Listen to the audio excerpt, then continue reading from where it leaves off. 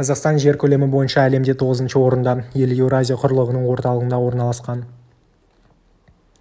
Қазақстандағы пайдалы қазбалардың байлығы таң қалдырады. Ұлы даланың астында бүкіл Менделеев периодтық кестесін табуға болады. Хром табу бойынша 2-ші орында, свинец табу бойынша 6-шы орында, оған қоса басқа пайдалы қазбалар дамуы жақсы дамыған. Қазақстан әсіресе уран қорымен және уран өндіру өнеркәсібімен танымал. Қазақстан әлемдік аренада уранның ең ірі жеткізушісі ретінде танымал. Уран өндіру бойынша Қазақстанның дүние жүзіндегі үлесі 39%-ды құрайды.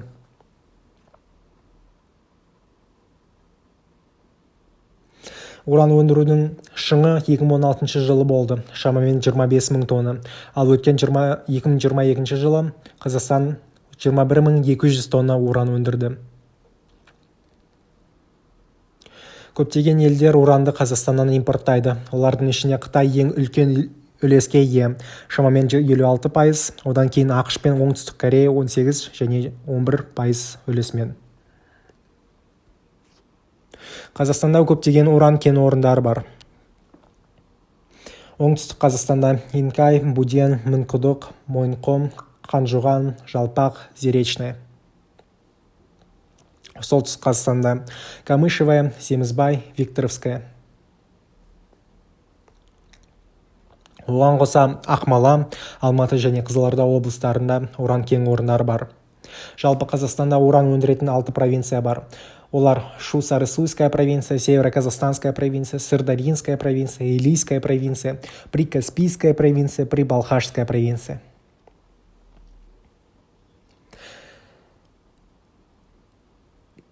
Қазақстан уранның барланған қоры бойынша 2-ші орында.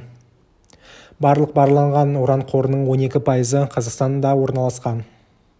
Қазақстандағы уран қоры 900 мың тоннадан астам. Қазақстан уран кен орындары барлауды 1948 жылы бастады және 2009 жылы уран өндіру бойынша 1-ші орынға шықты және бүгінгі күнге дейін 1-ші орында сақтап келеді.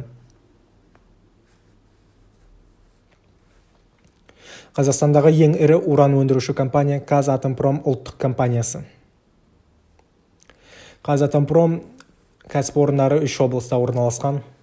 Қызылорда облысында ТО Байкену, ТО СП Хорасан-У, ТО Семізбай-У, ТО ПВ-6.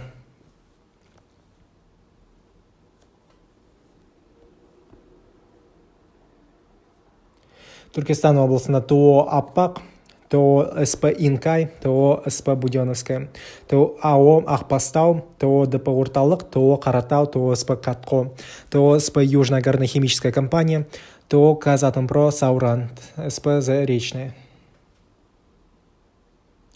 Қазақстан тәуелсіздік алғаннан кейін атом энергиясын әскери мақсатта пайдаланудан бас тартты. Алғашқы қадам Семейден полигонды жабуды болды. Енді Қазақстан атомды бейбіт мақсатта пайдалануды жоспарлап отыр. Атап айтқанда, Балқаш көлінің маңында атом электр станциясын салу. Алайда бұл жобаға қарсы шыққандар көп болды.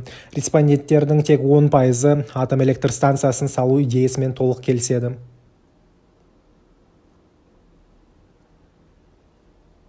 Назарларыңызға рахмет.